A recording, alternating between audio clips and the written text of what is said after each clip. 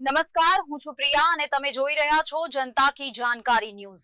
નજર કરીએ આજના સમાચાર ઉપર। પાટણ જિલ્લાના શંખેશ્વરના પંચાસર ગામે રાધનપુરના યુવકની તળાવમાંથી લાશ મળતા ગામલોકો તળાવ ઉપર ટોળેટોળા એકઠા થયા હતા।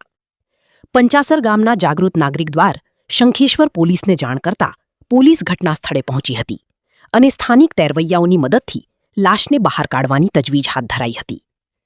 લાશને શંખેશ્વર સામૂહિક આરોગ્ય કેન્દ્રમાં પીએમ અર્થ લવાઈ અને લાશની ઓળખવિધિ કરી લાશને પરિવારને સોંપી હતી। પોલીસ દ્વારા પરિવારને જાણ કરતા તેઓ શંખેશ્વર ખાતે દોડી આવ્યા હતા। પરિવારના સભ્યોએ જણાવ્યું હતું કે 3 દિવસથી રાણા સુનિલભાઈ મફાભાઈ ઘરેથી નીકળી ગયા હતા।